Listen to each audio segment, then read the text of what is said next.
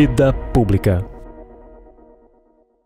Bem-vindos à Vida Pública, realizado pela Fundação Baldino do Amaral, TV Jornal Cruzeiro do Sul e TV Com. Este é um espaço democrático de reflexão e troca de ideias sobre os assuntos que, mesmo sem que se perceba, influenciam a vida de cada pessoa.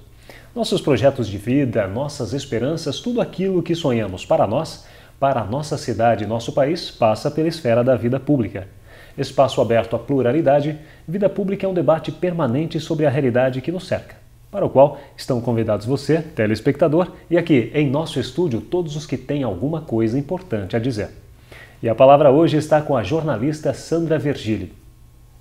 Nascida em Sorocaba no dia 17 de junho de 1966, Sandra Vergili é graduada em jornalismo pela Faculdade Casper Libero em 1989. É também pós-graduada em administração de marketing pela Uniso, a Universidade de Sorocaba. Sandra Vergili foi presidente da ASE, a Associação Sorocabana de Imprensa, em 2 mandatos, entre os anos de 2006 e 2010. Atualmente é a vice-presidente da instituição. É diretora da Vergili Comunicação e também diretora da Vergili Press Office, ao lado da especialista em marketing Carla Aquaviva. Mantém na carteira da agência 18 clientes e 6 profissionais da comunicação. Sandra, seja muito bem-vinda ao Vida Pública de hoje. Eu agradeço o convite, agradeço o teu convite do Sr. Laelcio e da Fundação.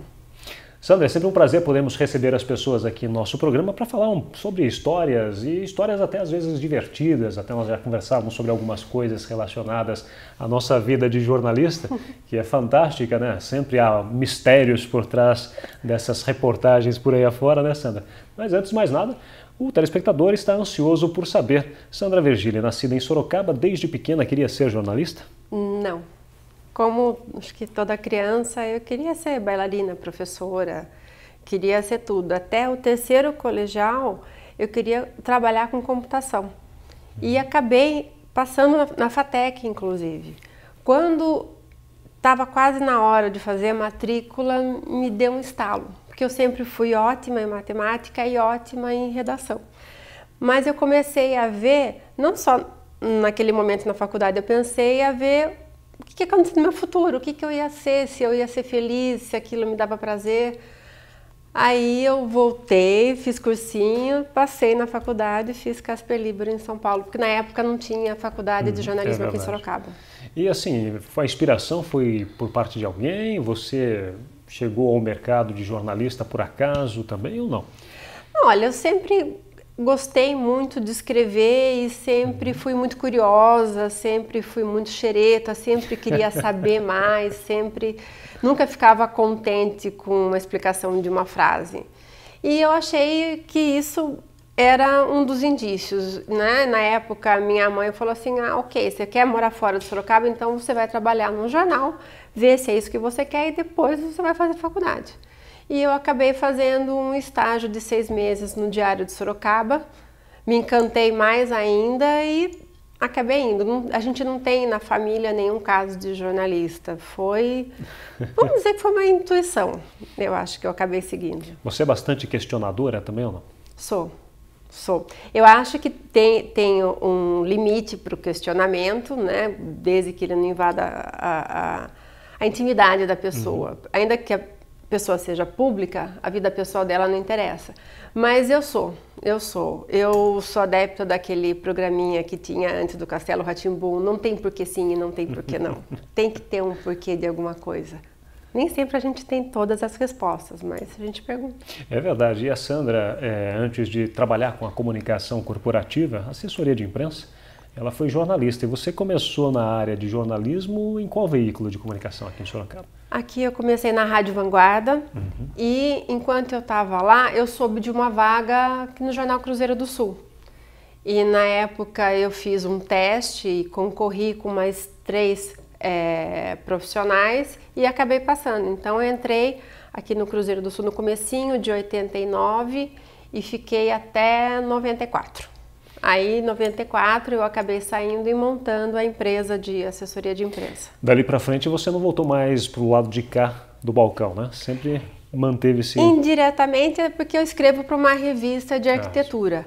Mas eu sinto... A minha função como assessora de imprensa me faz matar a saudade várias vezes na semana, porque eu visito as redações, eu sinto falta de 20 pessoas falando ao mesmo tempo, eu sinto falta de barulho, tanto que se no escritório todo mundo vai embora, eu ligo a televisão, porque eu não consigo me concentrar no silêncio. Eu preciso de um chiazinho, de alguém falando. O ambiente de redação é bem diferente de um ambiente de biblioteca, né? Exatamente. Você é obrigado, você aprende a se concentrar no barulho. E várias pessoas... Eu sinto falta de chegar com uma pauta, com um texto de um cliente e dividir com alguém e trocar como ideias. É que começa essa matéria? Agora o escritório está cheio, então a gente troca a ideia. Mas no começo foi muito difícil, porque eu trabalhava sozinha. Então, foi, vamos dizer que a vida foi levando para esse caminho, mas eu sinto falta de redação. Naquela época o mercado era difícil? Eu acho que não tem mercado difícil. Eu sei que eu vou apanhar, mas na época eu abri uma sociedade com a Rita Bragato, que também trabalhou comigo aqui no jornal, e nós fomos a primeira assessoria de imprensa formal, que tinha nota fiscal, que tinha empresa aberta, que tinha CNPJ, porque até então tinha muitos assessores de imprensa, mas que davam recibo e estava chegando grandes empresas. E empresa não quer recibo, ela quer nota fiscal. Então a gente foi a primeira a se formalizar aqui. O que mais era difícil na época eram duas jornalistas vender o trabalho. A gente não sabia colocar preço, né? Até hoje eu tenho dificuldade. Aprendi, depois de 20 anos também, incompetência se eu não soubesse. Mas eu acho que o mercado era difícil quando você não conhece o mercado. E era isso que acontecia na época. A gente não sabia o que as empresas estavam precisando. Hoje já mudou. Hoje tem muitas assessorias aqui. Hoje está bem diferente, né? Aliás, é um mercado bem amplo para jornalista e assessoria de imprensa. E cabe mais, porque Sorocaba não para de crescer. E também você não precisa ficar limitado a Sorocaba. Eu tenho cliente em Itu, em Itapetininga, eu tenho cliente em Salto e tenho cliente em Tietê. Então, a gente não precisa ficar tão limitado. Claro que a gente não vai pegar uma distância muito maior que 100 km, porque até a prestação de serviço fica inviável. Mas Sorocaba comporta assim. O que acontece assim, às vezes cada um vai para uma área, vai buscar um cliente, tem um perfil mais empresarial, tem um perfil mais pessoal, tem gente que gosta de fazer assessoria para um profissional liberal, trabalhar a imagem dele. É só você descobrir qual que é a tua vocação dentro da assessoria, que aqui cabe. Vai tranquilamente. Vai. E na época que você fez a faculdade de jornalismo, não existia a disciplina assessoria de imprensa, até porque não era um nicho do mercado que era batido, que era divulgado. Não existia, na verdade, o assessor de imprensa, né? Não. Como que foi a chegada desse novo profissional ao mercado de trabalho? Na época, se comentava que estava crescendo o mercado porque teve, na década de 80, uma demissão em vários grandes veículos de comunicação em São Paulo. E esses jornalistas ficaram desempregados e eles acabaram sendo chamados pelas empresas que tinham contato com ele e indo para o outro lado da moeda e criando as grandes agências de comunicação. Então, eu achava aquilo bacana, eu achava emocionante, cada hora você tratar de um assunto, e isso é a base do jornalismo, independente de que área você esteja, cada dia você faz uma descoberta e você entra num ramo diferente, né? E a gente achava bacana. E aqui em Sorocaba, na época, tinha alguns, mas foi bem complicado assim da gente amadurecer a ideia. Hoje as faculdades já têm essa disciplina de assessoria. Isso. A gente teve que pesquisar muito qual era a função, até para saber se a gente tinha o perfil. Porque uma coisa é você ser um assessor de imprensa, outra coisa é você ser o dono da empresa de assessoria. Porque a gente tem que entrar numa área que a gente não domina, que é a área administrativa, a área fiscal. E já existia a função de relações públicas nessa época ou não? Não. E aqui em Sorocaba é uma deficiência, eu acho. Eu acho que as empresas não sabem usar esse profissional e nós, assessores de imprensa, acabamos fazendo essa função, né? Não é a nossa função, né? A gente acaba fazendo porque a gente está dentro de um evento e precisa que isso seja feito, mas isso eu acho que é uma deficiência do mercado. Aqui em Sorocaba as empresas não sabem. Eu vejo muitas relações públicas trabalhando como assessor de imprensa e não como relações públicas na função que ele tem que exercer, que foi para aquilo que ele se preparou. Ainda não ficou muito claro, pelo menos para as empresas, a função de cada profissional. Exatamente. Eu acho que ainda falta um pouco. Por isso que tem uma briga entre relações públicas e jornalismo, porque quem que vai fazer assessor de imprensa, quem que vai fazer assessoria, se é o relações. Não era para ter essa briga. E agora essa briga também ela acaba indo para a esfera da publicidade, porque também tem um profissional do marketing, né? Que é um novo profissional do mercado. Hoje você tem na área da comunicação 4 profissionais aí distintos, né? Especificamente na área da comunicação, jornalismo e publicidade, né? Isso. E agora também essas especializações em marketing e relações públicas. Uma agência iria muito bem, obrigado, se tivesse a formação com esses 4 profissionais? Ia conseguir atender as empresas de uma maneira mais ampla. Algumas empresas acabam absorvendo esse profissional dentro do seu escopo. Então, em vez de contratar uma agência, ele cria postos de trabalho para esses profissionais. Mas cada vez mais essas empresas estão optando pela terceirização, até para diminuir os custos, né, com encargos sociais. Mas eu acho que a empresa que souber usar, que entender e que se preocupar com a sua imagem, com a sua marca, com a imagem do executivo, tem que tirar proveito, né? E saber usar cada profissional, né? Já tem até o personal stylist, né? Para o executivo, né? Como você deve se portar, enfim. Tem o trainee, né? Também na área de jornalismo, para você treinar uma pessoa que possa ser o porta-voz da... Isso, media training, a gente dá esse treinamento também. Porque às vezes a pessoa... Importantíssimo, né? E ela é o porta-voz, ela é o diretor. Ela vai ter que falar, não vai ter jeito. Né? Ainda que ele não seja amigo do microfone, não goste de uma câmera, não tem plano B. Então, algumas empresas nos procuram. Então, a gente acaba oferecendo não só o nosso treinamento, quando a gente acha que é pertinente, até o trabalho de uma fonoaudióloga. Porque às vezes a pessoa fica nervosa a ponto da voz não sair, de ter uma gagueira. E aí a entrevista fica manca, o repórter cansa, ele não consegue passar a mensagem que ele gostaria de passar. Então a gente, quando vê que é necessário, a gente pede para uma fonoaudióloga. Eu mesma, quando eu virei presidente da ASE, eu fiz fono. Porque eu achei que... Porque achei um momento que você ia ter de falar também. Pois é, porque é ruim. A minha função é fazer com que o outro apareça. Eu não apareço. Eu sou aquela pessoa que fica atrás do fotógrafo, que fica atrás do jornalista. Atrás da câmera. Atrás da câmera. Não é o caso agora. Quando o cliente fala assim, mas eu fico nervoso. Mas não é nada, por que ficar nervoso? Bate papo, esquece da câmera. Só que quando foi a minha vez, eu paguei a língua. Porque na minha posse eu engasguei com a saliva, eu suei, eu tinha vontade de chorar, me deu nervoso, porque eu não me sentia segura com a minha voz. Ainda não sinto, eu acho que a minha voz é esganiçada, é ardida, mas enfim, eu não vivo disso. Você vive, a sua voz é ótima, é linda, mas eu não. Mas mesmo assim eu tinha que me preparar, porque eu ia falar em nome da entidade. Eu não podia gaguejar. Então eu procurei uma fono para melhorar um pouco a minha dicção e para melhorar, tirar um pouco do leite quente do sorocabano, porque é muito bacana quando a gente conversa, mas é muito chato quando a gente ouve em rádio, principalmente, quando não tem a minha imagem para distrair, porque a minha imagem... dispersa um pouco, né? Dispersa. Agora, quando é rádio, é só sua voz, não tem mais nada. Então, eu fiz. E como eu vi que deu certo para mim, deu certo não só para a minha vida profissional, mas para a minha vida pessoal. Eu comecei a falar mais devagar.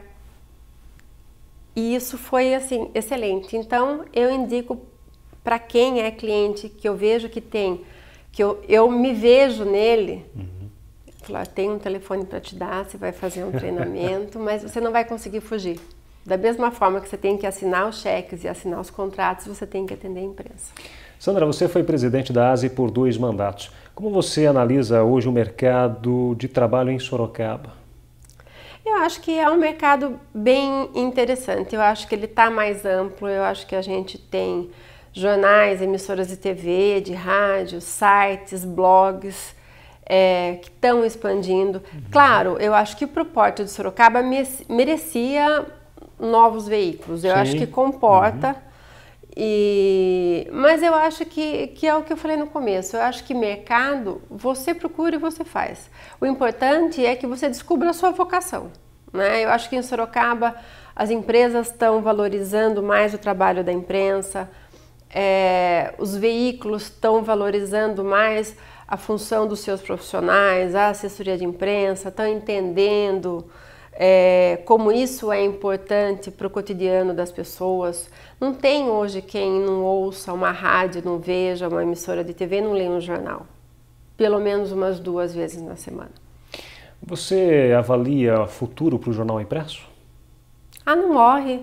Quando apareceu a internet, as pessoas falavam assim, vai morrer, imagina, chegou... no ano 2000 não vai ter mais jornal, a gente está em 2014, já tem.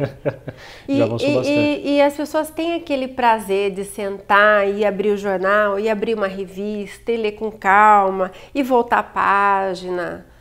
Ainda que as pessoas já tenham mais familiaridade com o computador e com o iPad, com vários recursos que estão surgindo, eu acho que a mídia impressa ela pode até ficar mais enxuta. Mas eu acho que ela não some. Pelo menos não por enquanto. Não é uma coisa que eu vou dar 20 anos para ela, vou dar 10 anos. Eu não consigo dar um tempo de vida para mim. Eu acho que ela tem o seu conteúdo e tem o seu público. Eu prefiro ler o jornal no jornal do que ler na internet. A internet, muitas vezes, as pessoas utilizam esses recursos eletrônicos, esses recursos da internet, enfim, os equipamentos, iPad, né? Mas para ter uma informação rápida dos acontecimentos, para se atualizar. Mas quando ela quer se aprofundar mesmo e ter a reflexão ou uma opinião sobre determinado assunto, ela faz opção pelo jornal e pela revista. Exatamente. Eu acho que alguns mecanismos fazem com que você tenha acesso à notícia rápida. Acabou de acontecer, você já pode ver na internet. Muito mais rápido do que no jornal. A prova disso é que o próprio jornal também acaba tendo o seu portal, né? Para passar as coisas em tempo real. Mas quando você quer mais detalhes, você quer outras opiniões, o jornal, aquele momento de sentar e ler, te traz a reflexão. Eu acho que isso não se perde. Porque a hora que acabar a mídia impressa, também não vai acabar livro. O livro também ficou essa história, né? Será que o livro acaba por conta dos e-books, né? Hoje você consegue entrar em muitos portais, até mesmo do governo, né? Do governo federal, o governo estadual também, você tem acervos de obras importantes, obras clássicas até da nossa literatura. Mesmo tendo essa opção, o livro ainda também continua aí nas bibliotecas, sendo buscado, a pessoa querendo ler. Porque parece que o cérebro se comporta de uma maneira diferente, né? Na hora que você lê no papel e na hora que você lê na tela de um computador. O raciocínio parece que... Até hoje, quando eu preciso revisar um texto, eu prefiro imprimi-lo do que revisar na tela. Eu acho que deve ter alguma explicação. Você amplifica, né? Científica para isso. Alguma coisa que os neurolinguistas podem dizer. Mas o jornal e o livro, ele vai sobreviver mesmo quando acabar a energia e a bateria. Eu não dependo disso. Eu não dependo do sinal de internet. Eu posso ler no meio do mato, posso ler numa praia. É verdade. Né? Se tem muita luz, pouca luz, vai refletir na tela. Não tem problema. Com o jornal não tem problema. Com o livro também não. Então, tem vantagens que ainda vão manter o impresso vivo. Só voltando um pouquinho lá atrás, Sandra, a respeito da época que você trabalhou em redação. Você sente ainda a falta daquele dia a dia da redação? De que você saía com notícias, com pautas, buscando notícias interessantes para trazer para o público, leitor? Sinto falta porque, para mim, o jornalista, ele é um contador de história. E isso é um serviço muito importante. Às vezes você vai levar uma história para o jornal que, se não fosse por você, aquela pessoa que mora, sei lá, no centro da cidade nunca ia saber. Isso, para mim, era um prazer tão grande saber que fui eu que contei aquela, mesmo que fosse uma história boba. Sim. Qualquer coisa que fosse. Mas fui eu que contei. Fui eu que escrevi. Se não fosse por mim, aquela pessoa nunca ia saber daquela informação. Isso dá um prazer que independe até do conteúdo. Eu já fiz matéria em zoológico, já fiz buraco de rua, que era o que a gente mais faz quando a gente entra no jornal, né? Eles não dão uma matéria de muito peso, uma matéria mais suave, mais suave, né? Vai fazer, né? Buraco de rua, né? Enchente, essas coisas mais assim. E já fiz, já entrevistei ministro, já entrevistei presidente, já entrevistei políticos, atores. Então se acaba passando por tudo. Mas eu acho que o que dá mais prazer é você contar uma história que ninguém contou.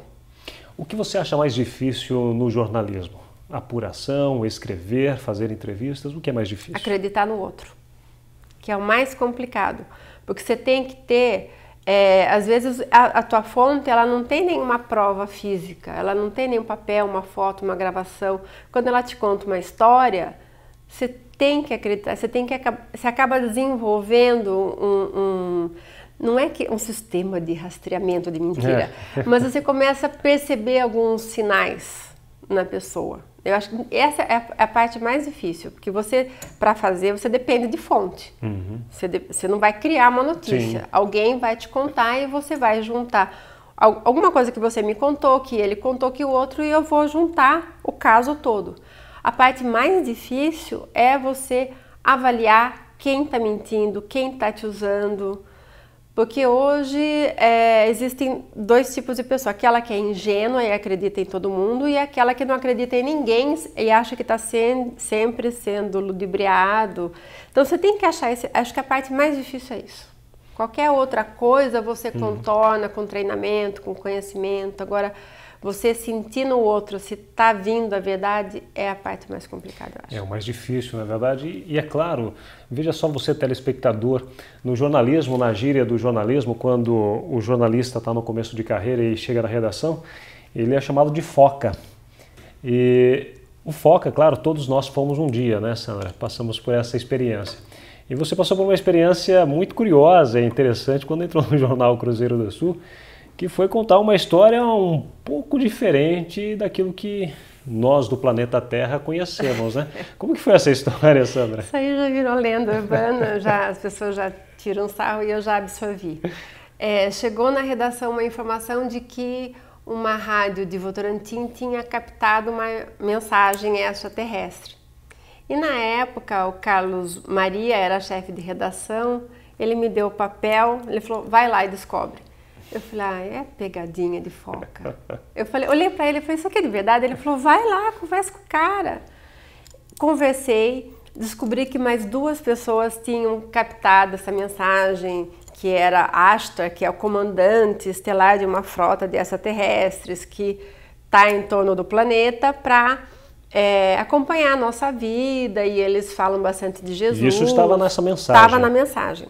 Eu demorei acho que umas 3 horas para conseguir transcrever, porque tinha muito barulho, né? E até como para ter embasamento para a matéria, porque aí eu resolvi que eu não ia mais virar aquela matéria de foca, porque no começo nem sei se essa era a intenção, né? De fazer eu pagar mico, mas eu acabei encontrando um técnico de som que me avaliou e deu como, pelo menos a gravação, era verídica. Se vinha de um extraterrestre, não sei. Certo. Não sei, isso não Mas que a gravação existiu. E que era possível que 3 pessoas captassem nos rádios, fazendo gravações no mesmo horário, sim, porque ele explicou que o som, na verdade, é uma onda que ela não se dissipa, ela fica girando em torno da Terra. Hoje a gente pode, sem querer, captar um programa do Chacrinha de 1970, porque as ondas desse programa continuam. E eu acabei fazendo uma matéria que deu uma página inteira num domingo e teve uma repercussão maior do que a gente imaginava. Teve repercussão por contestações ou por curiosidade? Por curiosidade, por pessoas que concordavam, pessoas que falavam que já tinham ouvido aquela transmissão. A maioria não queria dar nome, Sim. porque tem vergonha, porque quem fala que acredita em extraterrestre é doido, né? Não tem conta para pagar, bem, né? Não tem emprego, tem medo e tal. Então as pessoas não queriam dar nome, mas na segunda-feira os troncos do telefone do Cruzeiro do Sul ficaram congestionados, ninguém conseguia fazer ligação nem receber de tanta ligação.